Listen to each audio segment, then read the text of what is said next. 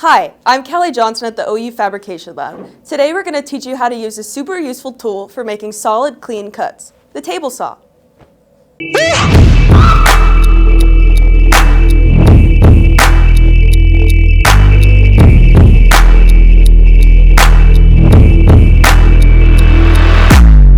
The table saw is an incredibly useful tool that some may hesitate to use.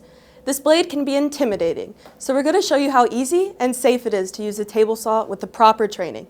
Let's go over some safety points. Before operating the saw, make sure you've retrieved the proper protective equipment from the front desk, eyeglasses and hearing protection. Also help keep the work area clean by making sure the dust collector is on. As a reminder, the dust collector knob is here, and the blast gate for the table saw is here. Though you may be tempted to, you never want to wear gloves while operating the table saw. Gloves can get caught in the blade and also interfere with your grip. They should never be worn while operating the table saw. Saw blades are designed to cut while running at a high speed. If the saw is started while against your material, it will grip and throw the material back. That's called a kickback. Always ensure your material is clear of the blade before starting the saw. Table saws are designed for rip cuts. That's a cut that seems like you're changing the width of the material. Rip cuts are long cuts made parallel through the table saw fence. The key thing when pushing any material through the blade is to make sure you maintain contact between the material and the fence. So you should push from the back to move it through, but also keep an eye that your material doesn't separate from the fence even beyond the blade. That means you're not cutting straight. When your material is larger and you're having to push against the material left of the blade, make sure you aren't squeezing the material against the blade. That can cause binding and kickback. A crosscut, where you cut the short edge of the material, can easily result in kickback due to binding. This is like trying to cut the length of your material. There are better tools to use for this. Like the miter saw. Use a sled if this type of cut is needed for the table saw, as it will hold your material steady while you cut a straight line in a safe way. If you're cutting a short length of wood where your hand would be close to the blade, a push block must be used. This feels silly to say, but your hand should never be close to the blade. Push blocks put more distance between your hand and the blade, reducing the odds of injury should your grip slip or the material bind. While using the table saw, ensure that you have a stable, comfortable stance before beginning your cut. If it feels awkward, it's unsafe.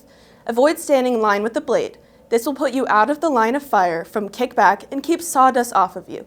If it feels awkward or off balance or weird, stop the saw and ask for help. Lastly, make sure you push the material all the way through the blade to help mitigate kickback. This also helps keep your hands clear of the blade as well. Now, let's go over some operation points. All table saws will have a height and angle adjustment mechanism. Typically, these are present as wheels on the side of the table saw. Adjust the height of the blade by rotating the front wheel until the bottom of the sawtooth goalie is even with the top of your material. This is the height saw blade manufacturers design their blade geometry around, and this will result in a safe, optimum cut. The angle adjustment wheel will allow you to cut tapered edges with the table saw. Unlock the wheel and set it to your desired angle and relock it. This is a fence, and this is a table saw fence.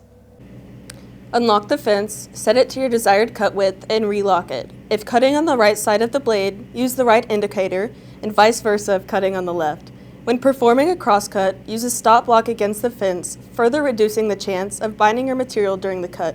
Remember to consider the added width and placement of your fence. The small switch on the front is the master power, while the paddle switch turns on the saw blade. The paddle switch can be easily turned off with your thigh or hand when you finish your cut. If your table saw is equipped with a saw stop or equivalent safety brake, conductive materials will set it off. Conductive materials are those that conduct electricity. We do not want to cut any conductive materials on the table saw, like my finger. Ensure your material won't set it off by touching the material to the blade while it's stationary. If the material would set it off, the indicator near the power switch will blink. Such material is unsuitable to cut on the table saw. Humans are in fact conductive, rendering them and you unsuitable to cut on the table saw as well. Once ready to cut, ensure your material is clear of the blade and pull the paddle switch to start the blade. Feed your material through the saw, keeping good contacts between the fence and your material. Push your material all the way through and hit the paddle switch using your hand or thigh when you're finished. Let the blade spin down before reaching for your cut piece to avoid touching the moving blade. Congratulations, we now have a safely cut piece of wood. When finished, return the saw angle to 0 and lower the blade below the table surface.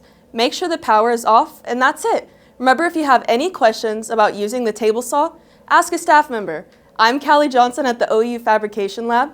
What will you make?